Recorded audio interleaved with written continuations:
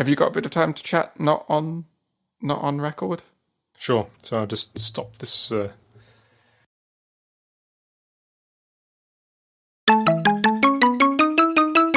Did you see we finally, I think we've got everyone switched over to the new system because our mystery Swedish Firefox user switched and came onto the Reddit to tell us that they had switched. So thank you. Fantastic. Now everyone is over, and I've cancelled the Libsyn subscription, and this will be the last episode that goes out on it, and then it will disappear a day or two after it goes out because it ends at the end of the month. I see. Yeah. So this is the last chance that people have. End of an era. End of an era, indeed. If anyone's listening on Libsyn now, well done. You slipped in the one day that it was up. But you should update your bookmarks. Yeah, hopefully listeners who don't listen actually every 2 weeks but sort of do a bit of a catch-up after missing a few episodes, hopefully they'll listen to every episode and they'll... Because we've made the announcement about changing that about 4 times, I think, over the past 4 episodes. So everyone who did switch, sorry, it's getting quite boring now, but this is the very last one, so it's over now. The long national nightmare is over. So, speaking of national nightmares, we had the Swedish midsummer celebrations a few days ago. Oh, is that a nightmare? That sounds nice to me. No, it's not a nightmare. It's actually really, really nice. So, I didn't realize that actually midsummer is kind of a pretty big, serious thing here. It's second only to Christmas in terms of the amount of rituals there are and the customs and just generally the sort of amount of mirth that people look forward to. And it's a pagan ritual, and it celebrates the summer solstice, which I guess is the longest day of the year. Is that correct? That is correct, yes. And I suppose in Sweden, that makes it very long indeed. It does, because right now it's rather surreal. So actually, I'm recording this at 10 p.m. And looking outside, so it's 10 p.m. right now. Looking outside, it looks kind of like 5 p.m. So there's sort of a blue sky and a little bit of orange caused by the sunset. The sun is actually setting at around 10:30, I think. All right. But it doesn't actually get dark. So it's rather strange. The other night I was walking back from an event, and I think maybe I mentioned this previously, but yeah, it's sort of at midnight, it's kind of like the sky is a dark blue color, kind of like what you would expect for just after the dusk colors have gone out of the sky, but it isn't dark yet. So sort of post-dark, pre-black is the best way to describe that time of day, and that's what it's like at midnight, and it's like that for a few hours, and then by about 3 a.m., the color starts to come back into the sky again, and by 3:30, the sun's up again. All right. That also sounds like a description of my electronica band when I was in high school. Post-dark, pre-black. Post-dark, pre-black. Yes. Anyway, the midsummer celebrations, there's quite a lot of things that you do. We were very fortunate to have a friend who lives nearby actually invite us over to their house to celebrate it together with their family. Generally, you would go back to your family, so it's a family occasion. Right. And in the morning, you start the day by picking flowers, and you make like sort of wreaths of flowers to put in girls' hair. And around the place, you see girls walking around with flowers in their hair, which looks really, really nice. And then there is a ritual of singing and dancing in traditional costumes around a large, what would you describe it as? I guess it's like the Scandinavian equivalent of a maypole. all right. If anybody knows what that is. It's a specific shape. It looks kind of like a big arrow pointing up into the sky. And there's a whole lot of confusion about the actual origins of where this thing came from and what it is supposed to symbolize. But it's basically I guess there's a name for it, which I'm not aware of, but it's basically a very, very tall, and it's sort of decorated with flowers and plants and things like that. And it looks like a big arrow with some circles on it, basically. Anyway, so this particular midsummer, we weren't able to do that because the weather was very, very bad. It was very windy and very rainy. So we couldn't actually get out to, local parks and stuff to see them doing this. Apparently, it's typically the case that the weather is extremely bad, and Swedish people are fairly adamant on doing this ritual even if the weather is really bad. On this particular occasion, it was extremely bad, and because we have 2 kids and our hosts also have 2 kids, we just thought, never mind, we'll give it a miss. Right. So we went to their place and we picked some flowers, which was really nice, and decorated the table, and there's sort of a lot of symbolism everywhere, ranging from very, very, I guess, simple symbolism, which is the Swedish flag and the Swedish colours, the blue and the yellow all over the place, to more deeper symbolism, which is in the different foods that you eat and the songs that you sing and the alcohol that you drink. Right. And the food was fantastic. It's a whole range of different kinds of dishes based on herring. That's a fish. Right, yes.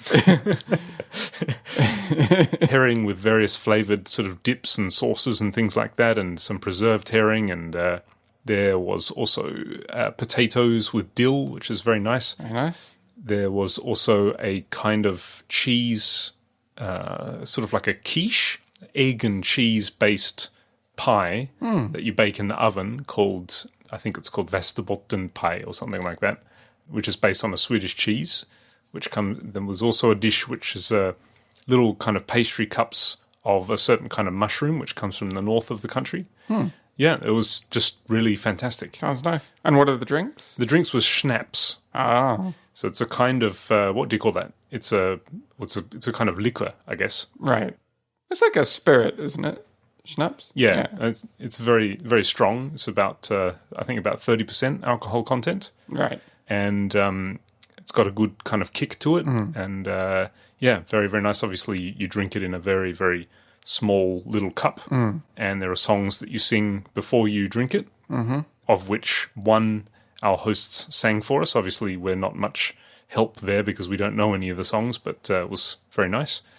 And also their children dressed up in traditional costume, which was really, really quaint and nice to see. And it's very...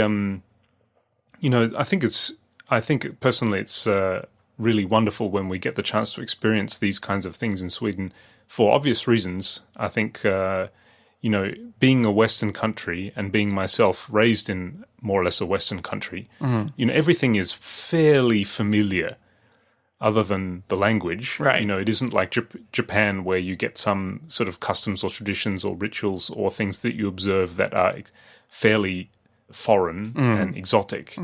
Here, being Northern Europe, most of it is fairly familiar. Right. So it is really nice every now and then to have these gentle, quaint reminders that, oh wow, yes, I'm in Sweden, and Sweden has Swedish customs and Swedish traditions, and they're rather wonderful.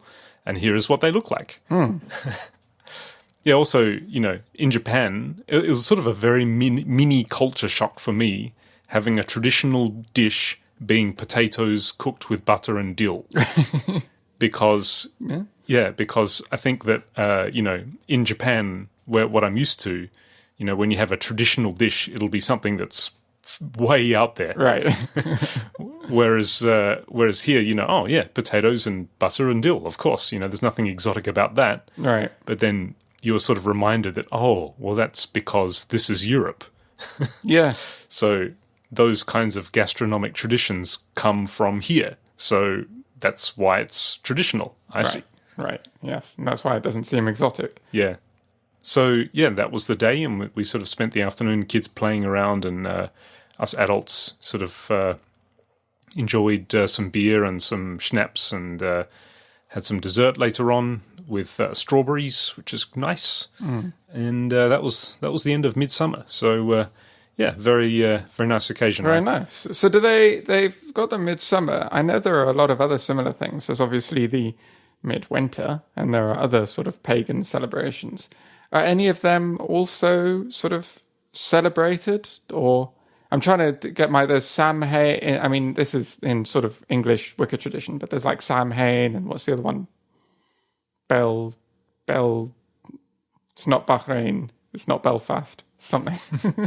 The winter one, I think. I can't remember which is which. But anyway, have they got any of these other pagan traditions? Or? No, I don't think so. I mean, when we were here in winter, I mean, it could have been just that we, didn't know very many people when we were here in winter. Right. And winter obviously has Christmas, so there's more of a there's something big, and you could see how they could have been combined over history, right? Right. There's less to get in the way of the summer one. Yeah, that's right.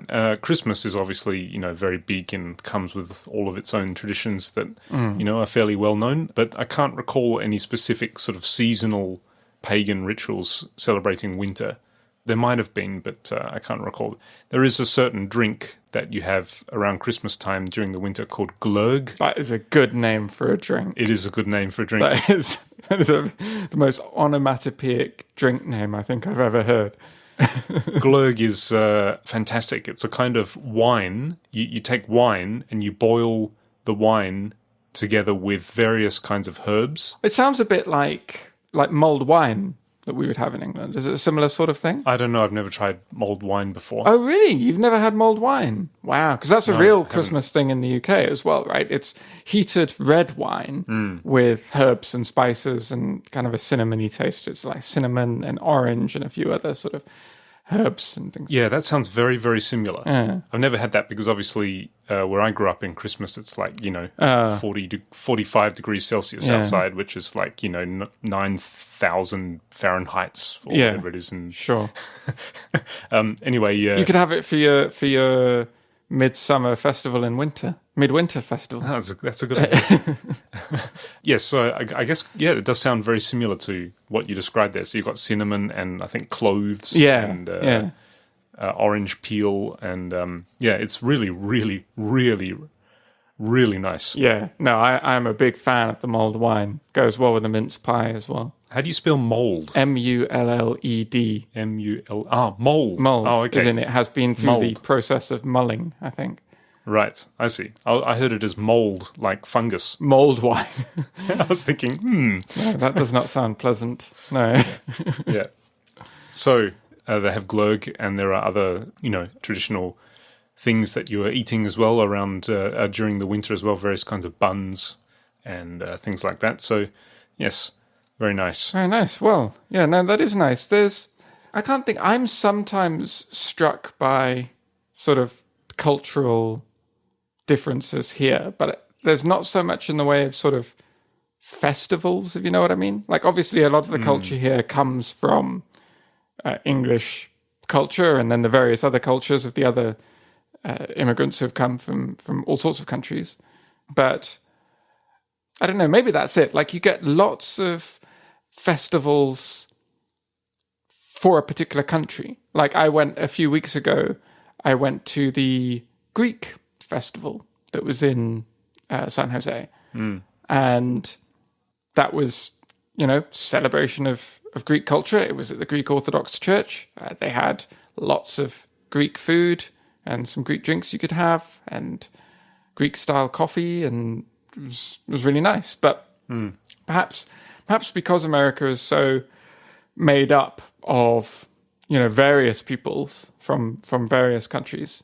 Maybe that's why there isn't a sort of single festival that you can point at and go, oh yeah, that's an American one. Or maybe there is, and it's just not occurring to me. But well, they're probably mostly modern day kind of festivals or events or things which may come with a sort of a commercial overtone. Oh yeah, that's a good point. Actually, that's Halloween. Right. That's a very that's been absorbed into lots of countries around the world, but that's kind of an American thing, like the Halloween, the way we celebrate it. Yeah, I think that it's interesting to consider the threshold between something being a traditional kind of event or custom, and when it crosses over into something that feels more modern and less part of the heritage of a country and just something that people do because it's tied in, like, for example, Black Friday sales, that's purely very modern day, obviously, because it's tied to commerce and capitalism and marketing and revenue and things like that. And because there's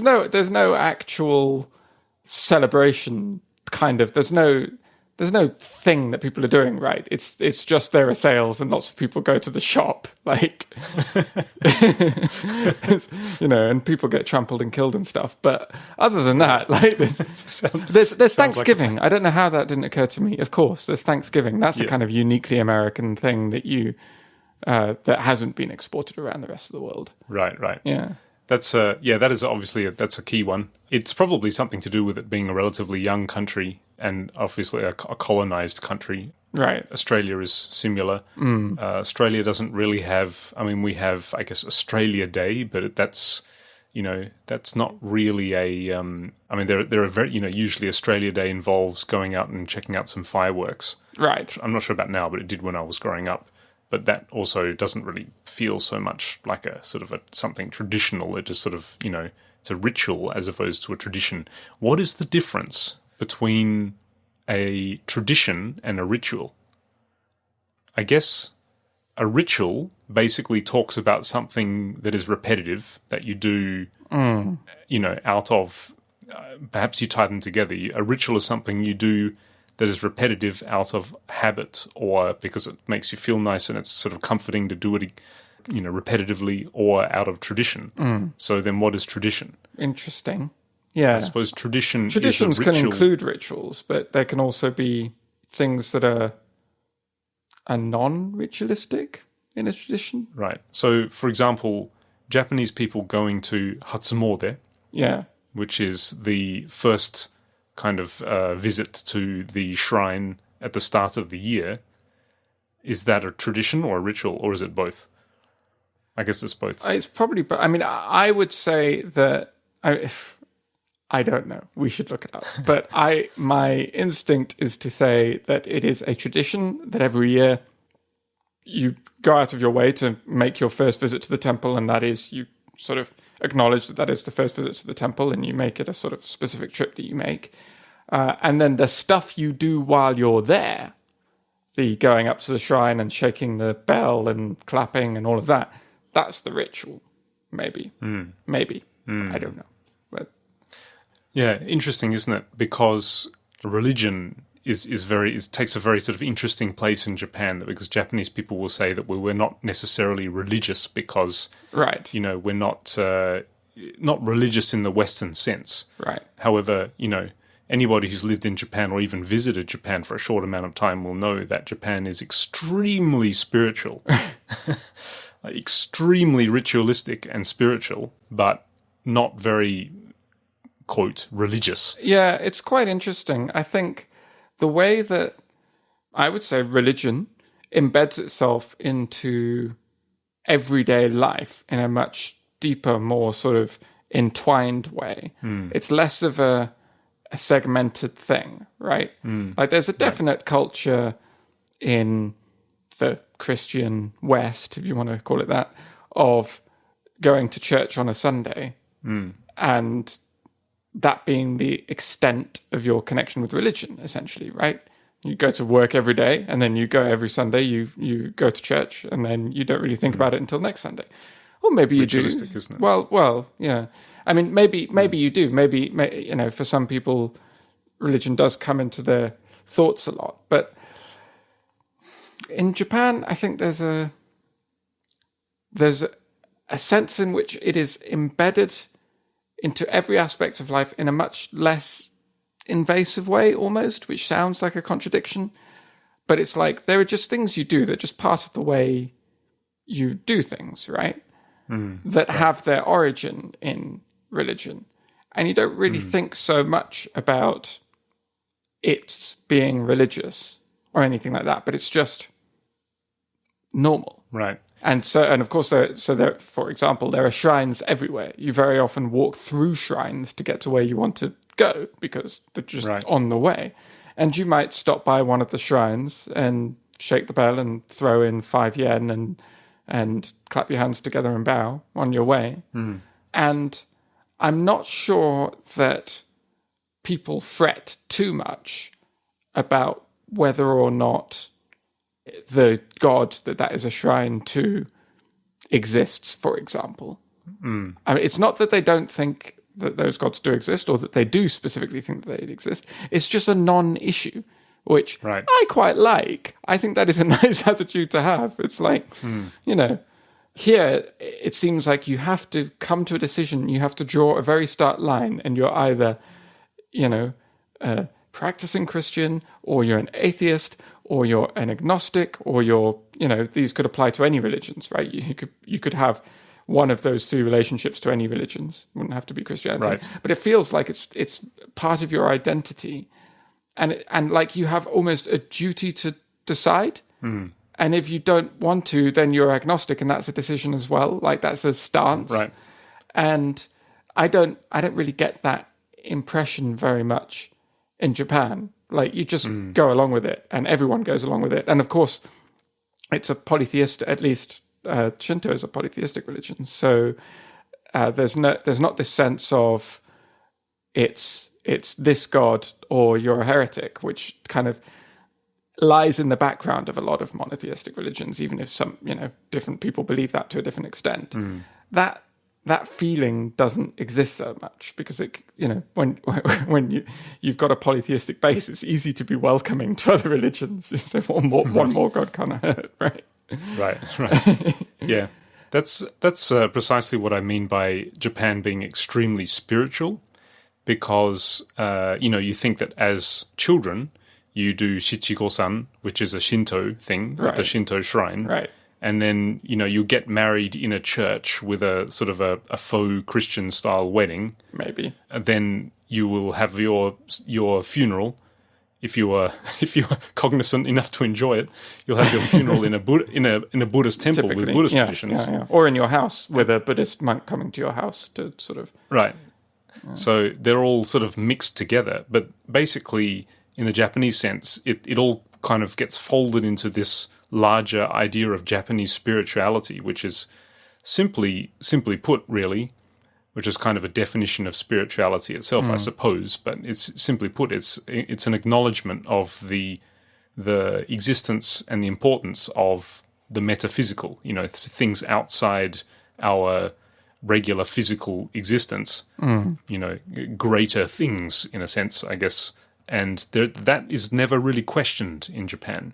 You know, there's that idea of the metaphysical, there's the idea of spirituality, but it's not really something that you have, you know, a switch that you make a selection. Am I spiritual or not? It's like you said. It's just sort of it's just comes part and parcel with the existence there. Right.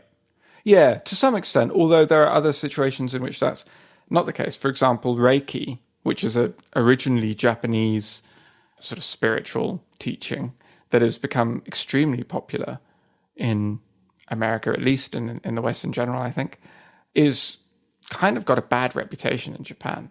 Like, from what I've heard, at least, it became associated after the war, I think, with the sort of pre-war old-fashioned beliefs that Japan needs to be moving past, and as part of the big industrialization push for Japan to be this developed industrialized country, like very, very quickly, which they did extremely successfully between the war and like the 90s.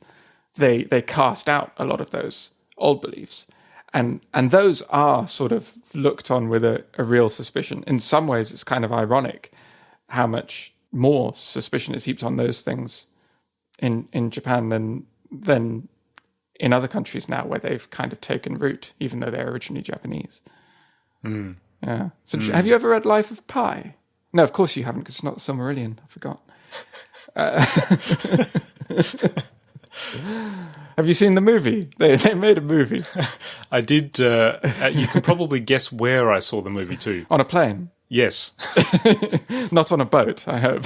No, not on a boat. No, I saw it on a plane, but I was sort of dozing through most of it, so I don't really recall it too accurately. The movie's okay. I really enjoyed the book. I actually did read the book on a boat. Right. I was on a sailing holiday, and I picked up this book in the airport on the way out and didn't really know what it was about. And I read it and was like, oh, it's a shipwreck. Okay. But a thing I really love about that book is the main character, Pi, is raised Hindu, but in the town where he's raised, like, from what I remember from like visualizing the book, at the top of one hill there's a Christian church, and at the top of another hill there's a mosque. And he goes to both, and he falls in love with both. And he falls in love with the sort of the Christian story of Jesus and God giving his only son and the sacrifice that he makes and all that. And he falls in love with Islam as well, and remains in love with Hinduism. And sort of pulls all the best facets of all these things. And the way that it's written in the book is there's a sort of beautiful innocence to it. There's not really any real acknowledgement that, like, historically that is problematic in some senses. Right. Most people pick a team. It is, obviously his parents think he should remain a good Hindu but he decides, no, I like these things from this story, and it's not even that big a part of the book. It's like just a quirk of his character, but it's how the book opens before any of the stuff happens with the boat and his whole adventure. And that always really struck me as like, I really liked that as an idea, as somebody who could take the ideas of religion and sort of find the good in all of them and piece them together. And the Japanese approach feels a little bit like that to me. Obviously, that this is you can drag up what you like from history. There's a long history of persecution of Christians and other religions in Japan in the past, but the Japan that we lived in now is pretty accepting of most things, and genuinely sort of curious and interested and likes to take from all of them, including Shinto and Buddhism, which live side by side in the mainstream as the mainstream religions that everyone holds both of. It's not like half of the people are one and half the people are the other. But also, stories from Christianity and from Islam and from other religions, they make their way into the culture as well, and people treat them with the same sort of interest and curiosity and willingness to take them on, rather than a sense of, oh, well, that's that foreign thing and this kind of us and them thing that you often get elsewhere. Yeah. There are two other examples of a sort of a quirky side to Japanese spiritualism, which is a kind of spiritual paranoia in a way, where there's a huge amount of importance put on doing things that will create good luck for yourself. And two simple examples that I can think of right now. One is on the Japanese calendar, which matches the Western calendar, except that the years have different names. The Japanese calendar, every day is designated a different title. Yes. And I guess there are like 4 or 5 different variants, I think there's like, I can't remember. Butsumetsu, Taiyan. Butsumetsu is the one you always remember, right? Like, yeah, there these different names for each one of the days, and they all have different meanings. And when you do something important, for example, move house, buy a house, get married, these kinds of important events in your life which you have control over, and control in the sense that you have the ability to choose when. Yeah. That whole tradition becomes very, very, very gravely important. And, it's sort of like, I think you and I, both being married to Japanese people, we can probably both have different stories and experiences of when we've needed to be doing something or making a decision on a day. Right. And the calendar comes out, well, let's check what kind of day it is. Yeah. And then the more that you check, the more ambiguous it becomes, because, for example, with marriage, depending on where you look it up, some places will tell you that in before noon on this specific type of day, it's okay. And, on this specific type of day, afternoon, it's not okay. Right. And not okay. Okay meaning it will bring you good luck, and not okay meaning it will bring you bad luck. Right. It's very complicated. Yeah. I mean, that is the main time that I remember that coming up is when I got married. Yeah. And I'm lucky in that my wife is not particularly superstitious. Right. And so the wedding venues will actually charge less on the on the bad days. Or, I mean, another way of looking at it is they'll charge more on the lucky days. But, whichever glass half full or empty you look at it, the cheapest day to get married is on one of the Butsumetsu days. Right. And we got really lucky because that year it happened that around the time we wanted to get married, around the time of year we wanted to get married, there was a public holiday which fell on a Monday, so it would be a long weekend, and was a Butsumetsu. So we snapped it up.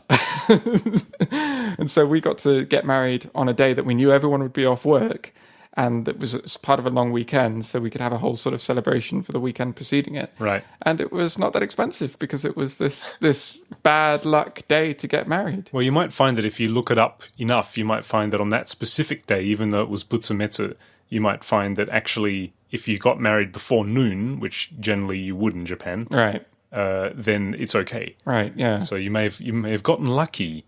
There's another good example, and that is counting the strokes in the names of children. When you're naming your child in Japan, you have in Japanese you'll have the reading, and then you have kanji, which is like a Japanese Chinese borrowed Chinese characters.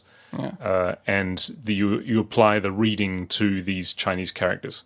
And so the amount of strokes, which is just as it sounds, for those who are not familiar with the way Chinese characters work, when you write them, you are lifting your pen off the paper a certain amount of times as you write it, and that's called a stroke. Right. The number of lines, basically. Yeah. I mean, stroke comes from, obviously, it being a brush originally. Right, yeah. And the amount of times that the brush head will touch the paper is a stroke. Right. Anyway, with names, a name will, with certain Chinese characters with a certain reading, will have a certain amount of stroke, a stroke count, a number associated with it. Mm-hmm. Depending on your surname, for example, if your surname is, for example, Tanaka, that would be Ricefield Middle. Mm-hmm. If you translate the kanji, which is 1, 2, 3, 4, 5, 6, 7, 8, 9 strokes, that's your surname. Yeah. So then the combination of that number 9 connected with your first name's kanji strokes, the combination of those two numbers becomes very, very important. And you pay money to experts who will, kind of like consultants, who will actually do all the research to tell you that, yes, 9 plus, for example, 9 plus 14, this is a good combination. Therefore, this name is okay and will bring good luck to this person. Does that vary over time? Or is the number always... Because, I feel like if it was static, you wouldn't need the experts, right? You could just buy a book, or you could just know. I mean, there's only so many numbers of strokes, right? So you could just have a lookup table. But if it's based on, the stars and the planets and the year and whatnot, then obviously, that's a bit more complicated. Yes, well, here's the thing. It's this might be a little bit controversial to any Japanese listeners, but it is largely arbitrary in that it's up to the people that you ask, really. My wife, when we were naming our children, our two children both we wanted names that could be read. They're Japanese names, but when you read them, when they're Romanized, they're easy to read in English. Yeah. So you don't mispronounce them. However, they also have Chinese characters that are associated with them. Right. And we wanted those Chinese characters to be not strange and to be very meaningful in Chinese as well. Oh, right, of course, yeah. My mother being Chinese, they're actually 1/4 Chinese and 1/4 Japanese. So that's an interesting set of constraints already. Before you get onto the stroke count, you've got to have a name that works in 3 different languages. That's right. So, sorry, I say they're 1/2 Japanese, 1/4 Chinese, and 1/4 Australian. Okay. Anyway, so we successfully did find names that worked in all 3 languages. So in all 3 languages, they are a little bit unusual, like they're not regular names. However, they are names that are definitely not strange and, wouldn't raise any eyebrows. It's, that's an interesting name in all 3 languages. So that's great. Right. So because we had all those constraints, when I said to my wife, are we going to be okay with these kanji? Because, I know that we've got to measure the stroke count of these. And my wife just laughed and said, well, I'm sure if we paid money to enough people, we'd find somebody who would tell us that this number is perfect. Because basically, it depends on who you ask, because everybody sort of goes to different sources to check, what number combinations are good. So, yeah. Now, they also have the lucky and the unlucky years. And if you go to any of the shrines, they'll have a whole big poster up to say, if you were born in this year, that means this year is your danger year, or next year is your danger year. I can't remember what that's called. Do you know what I'm talking about? Yes, I do. I can't remember what it's called either, but yes, I remember somebody telling me about that too. You know, the worst thing about somebody telling you that, you know, a year is going to be awful. Right. I think the reason why, generally myself, everybody's different, that's fine, you know, and, you know, if you go in for fortune telling, that's absolutely fine. Myself, I think the reason why I tend not to really enjoy fortune telling of any kind, even horoscope. Well, horoscope's a little bit different because horoscope is generally worded in such a way that it can be interpreted positively or negatively. Right. However, fortune telling, for example, you know, the year 2018 is going to be a bad year for you. If you know that, then you can't help. It's like a knee-jerk reaction to instinctively look for the negative things to see, see, they were right. This is a bad year. Right. Whereas if somebody told you that 2018 is going to be the greatest year of your life, then even when bad things happen, you will probably just brush them off and you won't really think twice about it. And when good things happen, you'll think, oh, look, yes, they were right. This is the greatest year of my life. Look at these great things happening now. And the other thing is you tend to avoid taking risks if you think that it's going to be an unlucky year. Right. And then that's part of what makes it a bad year, because you didn't push yourself. Right. You know, like... Yeah. That's, I think it's one of the, I mean, I don't tend to be too interested in, you know, the zodiac horoscope, but one interesting thing that's really kind of nice about the horoscope is that generally they are worded in a very, very kind of neutral way, where it can be interpreted negatively or positively. Right.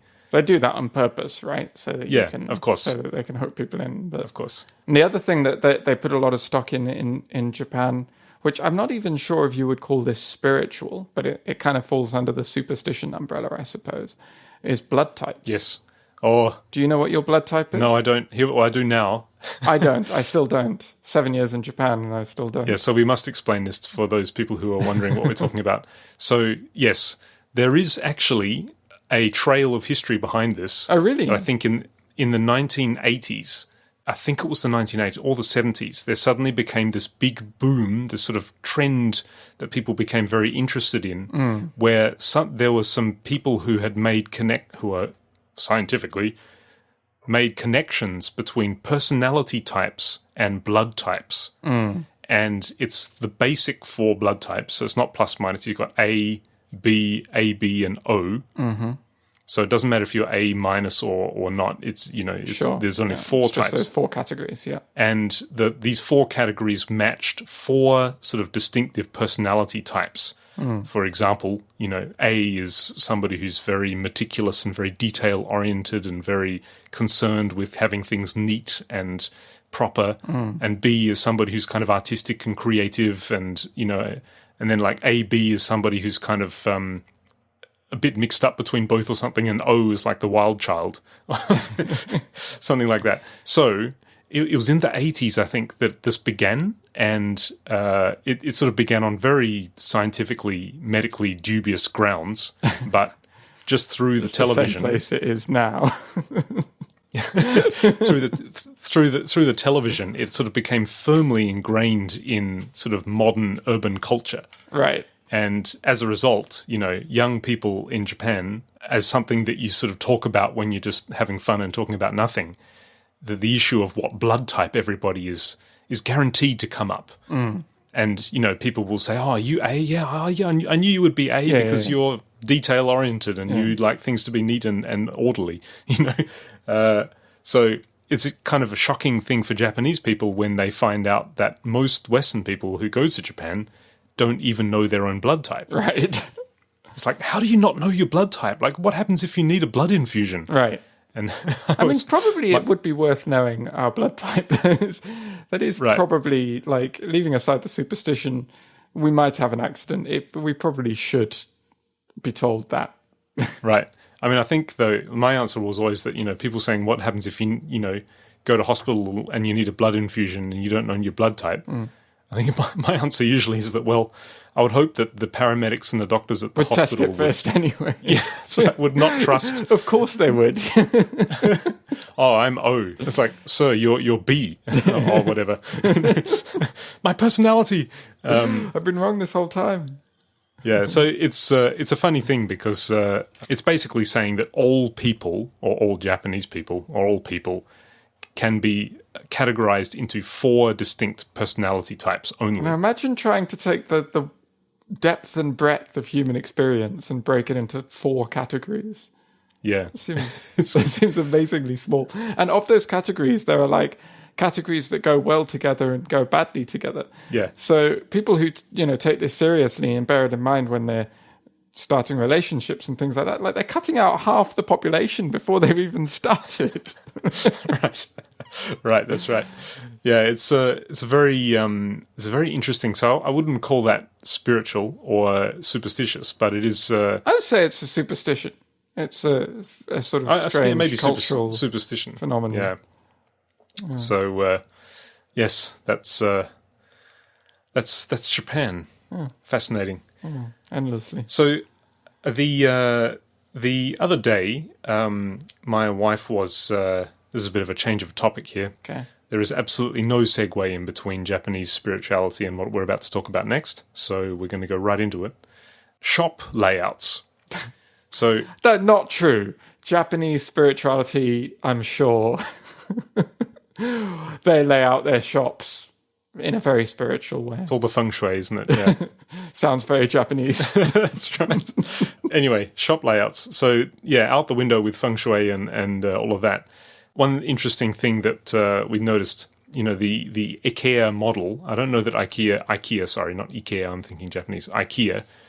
I don't know that IKEA is the first people to do that, but certainly in Sweden they are the most notorious people to do this. But the layout of their shops basically are like a linear pathway. You got to start at the entrance. Yes. And even if you want something that's close to the exit, there's no way to get there other than just walking through the whole shop. Right. They have a couple of shortcuts. But... Yeah, there's a few sort of well-hidden shortcuts, but, if you don't know that and you're looking for something, it's an extremely frustrating experience. Yes. Because you sort of, why can't I just go there? Like, why do I have to sort of follow this long pathway through? Now, I guess if you're browsing, maybe it's okay, but I guess the worst scenario is that you know what you want and you know where it is. And you've got to sort of start at the entrance and work your way all the way along this linear pathway to the exit. And IKEA, being a furniture store, obviously their stores are very, very large, which means that pathway can sort of take, 10, 15 minutes just to go through to pick up something at the end. Yes. And I guess another example of this is, the classic department store elevator, where if you just want to go up, some department stores will have the up elevator on the other side, meaning that you come up from the previous floor and then you've got to walk around the whole thing and go through the floor to get to the other side, to get to the up escalator on the other side. Escalator, right? Not elevator, yeah. Did I say elevator? I meant escalator, yeah. I think you did. Escalator, yeah. It's kind of interesting because, yes, you can see obviously why from a commercial point of view it makes total sense. You're forcing your customer to see your wares, basically. Encouraging. But, one thing that I can't remember which store it was, but my wife came home frustrated one day that she went to a fairly small store that also had this kind of layout where you had to walk from the start all the way around to the end. Mm-hmm. And it was kind of like, you can sort of understand it in the case of IKEA because it's such a large store. In a sense, maybe it's actually easier in a huge store to have a linear pathway. Right. Because otherwise you have the potential of actually getting lost. Right. In the case of a smaller store, though, you would think that, I guess, if you wanted to prioritize a customer experience, like a pleasant customer experience, then the best shop layout would just be, a big space with all of the products lined along the outside. So you just go in and you can stand there and look for what you want and walk right there. And you don't need to spend any more time in the store than you need to. Or if you are, wanting to browse, then you can just sort of walk around at your leisure and just look at things as the interest takes you. Right. Rather than this kind of art gallery, museum-style linear path that kind of takes you through all things. What's your feeling about this? Well, IKEA is obviously notorious for this in a very sort of deeply cultural way, not just in Sweden, but around the world. I think everyone knows what IKEA is and the way that design works. My record, incidentally, for IKEA is that I needed to get a couple of garden chairs. And I managed to make it in and out of IKEA with the chairs and including paying for them. I didn't steal them. In 8 minutes. Wow. Which I think is pretty good. Did you take all the shortcuts or did you just run? So this was at the IKEA in Kolbe, but I think that the design is fairly similar in most, which is that they have 2 floors usually, right? They've got the upper floor is the showroom, which follows a linear path and then takes you to... Usually the cafe sort of sits in the middle and you go around, and then the end of the linear path, it's not immediately obvious when you go in the shop, but when you get to the end, you realize you're back at the cafe, but now there's some downstairs that lead you to the warehouse section. And then in the warehouse section, there's another linear path that goes all the way to where the tills are. And then when you go through the tills, you realize you're actually back where you started a lot of the time. Right. Right? That was certainly the case in Kolbe, and I think it's been the case in other IKEAs that I've been to. So if you follow the path, it's obviously quite efficient. But it means that if you really do want something from the very end, and these garden chairs were at the end of the warehouse section, so they're literally just on the other side of the tills, it is actually possible to go backwards and just sneak through the tills Right. the other way, pick them up. Is that what you did? And then go, that's what I did, yeah. Okay. I missed the whole of the shop. But still, I think in and out of IKEA in 8 minutes is a feat of which to be proud. Yes, very good. Very good. It almost seems risky to me, because the risk that you take is that going through a store becomes an uncomfortable, awkward experience, because you have something in mind that you want, or you want to move through more quickly than the pathway will allow. So second time around, are you going to go back to that store if there are other options? Possibly not. I think you are coming to this from a very particular viewpoint, and it's one that I probably share, and that a lot of somewhat nerdy men probably share. I'm not sure that we are IKEA's principal target demographic. And I'm not sure we see the world in quite the same way as the majority of their customers. I think the idea is that going to IKEA is a day trip. Right. I see. Because IKEA is so big as well, right? It is a sort of real experience. Some might say an ordeal to go to IKEA. And it is a thing that families go and they bring the children and they have the Swedish meatballs and they go around the shops and go around the various areas and stuff. And I think that it is genuinely like you are supposed to enjoy that experience and take it fairly slowly, and they are not optimizing for the people who are going there for one specific thing and just want to get in and out with their purchase. Right. Most of the time, I think a trip to IKEA is a big enough... This does backfire a little bit, because we've actually been meaning to buy some sheets from IKEA for quite a long time now. But we only have this one thing that we want to buy. And the IKEA is a little distance from us. And it's, in our minds, going to IKEA is like a big thing.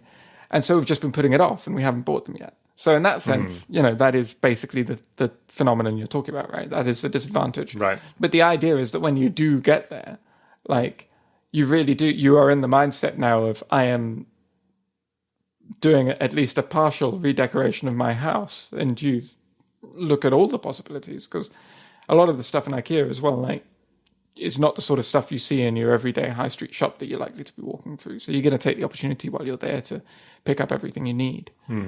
But in the case of IKEA, the thing is, though, that in Sweden, we've noticed that in larger stores, most larger stores are actually laid out like that. Right. Like on a linear pathway. Right. And you really get tired of it. Yeah. Like IKEA, yes, they're notorious for that. So sure, that's sort of part of your expectation when you go there. But for most stores, larger stores, to be laid out like that. Yeah, no, that's true. I think that would be annoying. I mean, I'm thinking about larger stores that we go to here. America also obviously has a lot of large stores because you go everywhere by car. So you tend to go there and stock up on loads of stuff and fill up your car and then drive back. There's less sort of walking to the shops and just buying what you can carry. Right. And so we might go to the Home Depot, for example, and that is set in what you would think is the classic aisles layout, right? You've got a number of aisles, and at the end of each aisle, it lists the things that are in that aisle, and there are like 3 main corridors at the front and the back and in the middle that allow you to go between the aisles, and that's it. So it's basically freedom of movement, but it's not like, for example, a TJ Maxx, which is a sort of discount clothes store, and that's much more like what you described before about having a general space with stuff scattered around, and you can just freely move in any direction and look at what takes your fancy. Those are definitely the more common here. I think that very guided IKEA style is pretty unique to IKEA.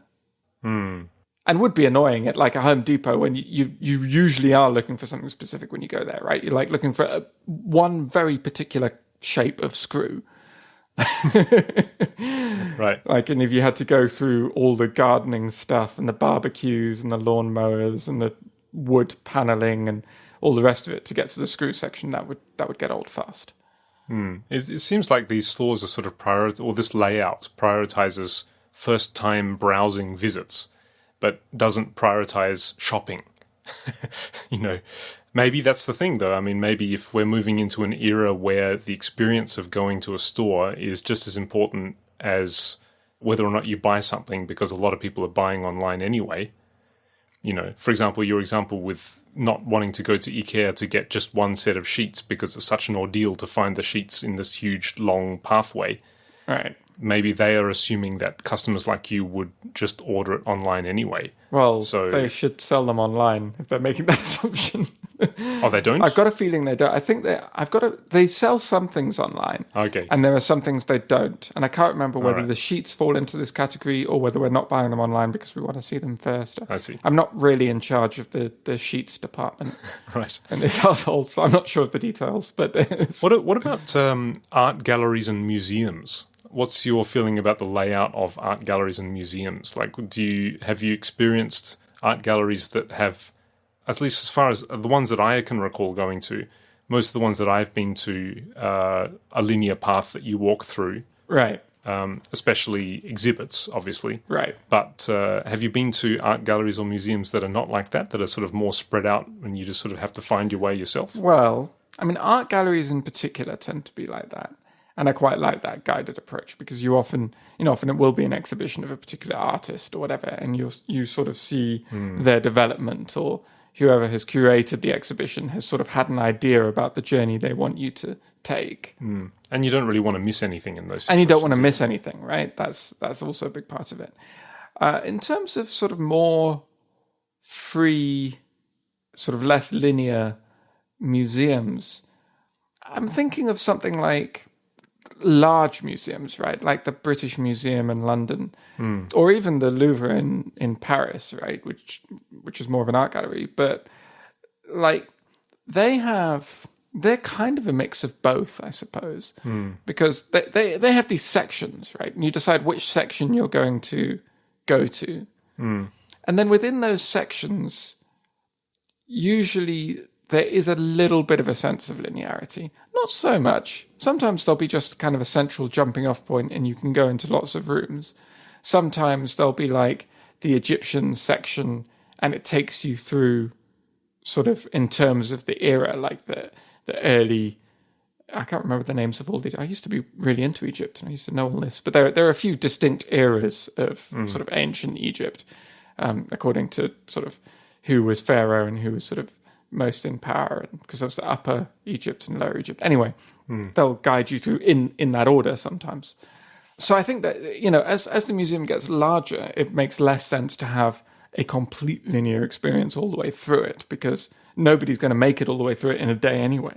Right. So yeah, I don't know, but I like the guided experience for exactly the reason you describe, because you don't want to miss anything. And I guess I actually quite like linear computer games, which a lot of people hate, right? Like, people say it's a computer game, you should have freedom of choice and want like a sort of open sandbox, like Grand Theft Auto or World of Warcraft or something. But I really like Uncharted and The Last of Us and very story-driven linear games like that, because they have been crafted to give you a certain experience.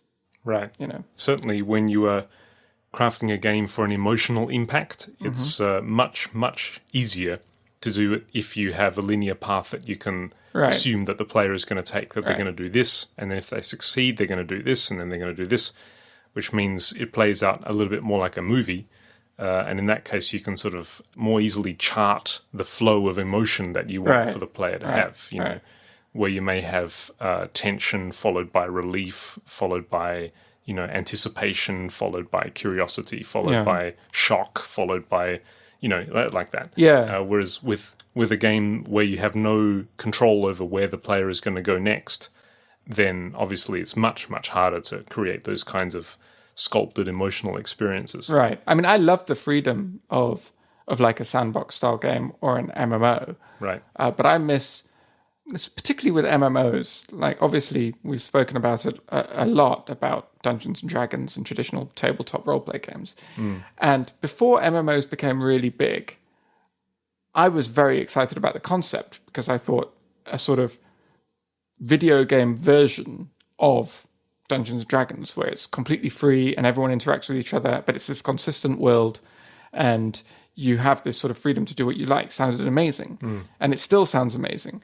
But MMOs to date have not really been able to recreate the freedom and expressiveness that you get with Dungeons and Dragons, because there's no dungeon master to adapt the world to whatever the players are doing, right? You have kind of got to go along with the quests that have been laid out for you, and because they can't just invent stuff out of nothing. Actually, there was all this talk about sort of linearity and so forth in computer games reminds me of a talk that my friend and former university colleague Steve Lee gave at GDC last year. He's a designer, and he's worked on a lot of sort of AAA games, and he gave a talk. I can't remember if this was the name or the subtitle of the talk, but it's the bit I remember. So I'll put a link in the show notes. It's called A Holistic Approach to Level Design. Right. And he talks a little bit, especially at the beginning, about this dichotomy between sort of linearity and freedom. And he thinks that that's actually not a very good way of looking at it.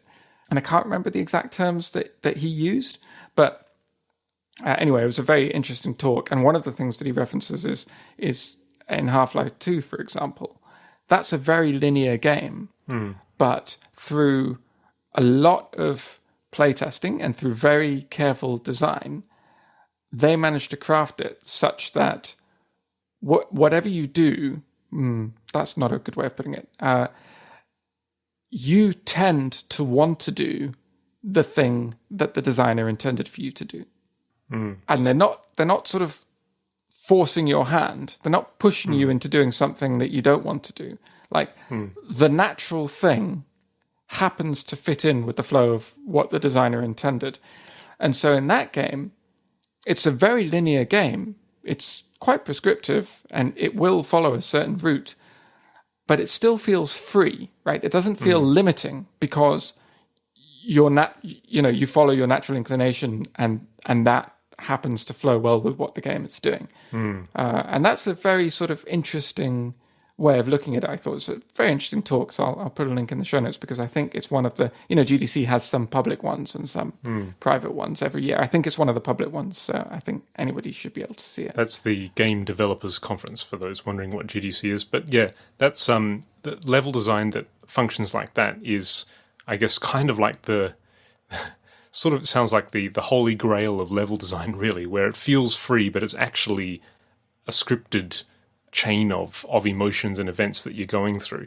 But it's very, very risky and very, very difficult to pull off because, the moment that the player gets any kind of hint that, oh, this is what they want me to do here, the moment that the player sort of suspects, or basically the moment that they see the design from the experience, that basically opens you up to the danger of people going against the design just simply because they want to see what happens because they see the intention of the designer. Right, yeah. There are sort of videos you can see on YouTube of Uncharted, for example, where they run Nathan Drake around to the sort of opposite side of the road from where he's supposed to be, and this tank just appears out of nowhere and starts shooting in completely the opposite direction of where the player is, because that's where they intended him to be, right?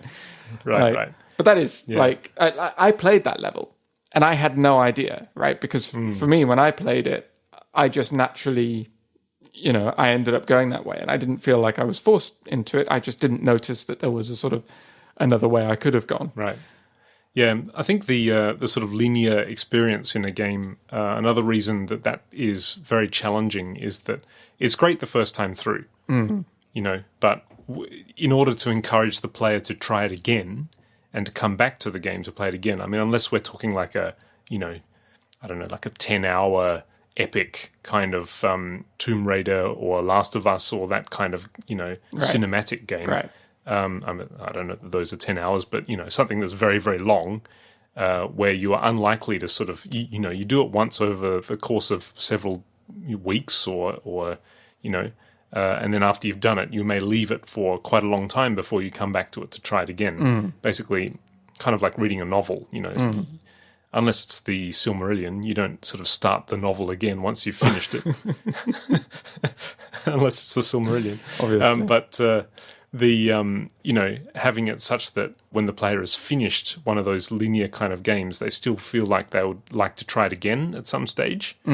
That's also a very, very difficult thing to do because, it's great the first time, but once you sort of know, oh, this is what happens here, that's what happens there, then, one solution that designers have to cater to that is obviously multiple endings or multiple pathways. Right. Where, at certain points it will actually be a junction, and unknowingly you will take this choice, but that's put you on a certain pathway. Yeah. Whereas... See, that annoys me. That I get the same fear from that I do, that we were talking about in the art galleries earlier, of potentially missing something. Right. And that's the thing that, that's the trick, that when you complete the game doing that, it'll tell you have completed 20% of this game. Right. And you realize that, and that to some people can be, very, very frustrating. And to other people, it can also be very exciting. It's like, oh, wow, that was such a great experience, but I've only seen a fifth of it. Fantastic. Right, I can play it 4 more times. And so it all depends, obviously, on the player. And I think, depending on the genre of the game and the objective of the game, the emotional and the design objectives of the game, all of this will dictate which is the best sort of model of design to go for. Of course. But, they're all very, very challenging. In a sense, that the challenges of the open world game is also is a completely different kind of challenge, but it's equally difficult, and that is, how do you create those kinds of emotional experiences for the player, and the kind of flow, and the gently rising and gently falling, and tension and then release, and like how do you create that when you have no idea what the player is going to do? Right. I think that's another game that I've been playing a little bit of recently that I'm like 10 years too late is EVE Online, which is very classic, very famous MMO, obviously. And I never got into it at the time. I played a little bit of World of Warcraft back in the day when those MMOs were really taking off and were very popular. I didn't play EVE Online at the time, but I've been playing it a little bit recently. And one of the things that's very interesting in EVE Online specifically is that so much of the experience of the game is actually player generated. Yeah. Much more than World of Warcraft, I think. Right. Because partly, and this is partly just a quirk of the setting that they chose, but it's set in space. Right. Like, it's mostly just empty space. Like, that is something that is different about space from like fantasy worlds, right? Where in a fantasy world, you can have an empty field, right, but somebody has to have made that field, right?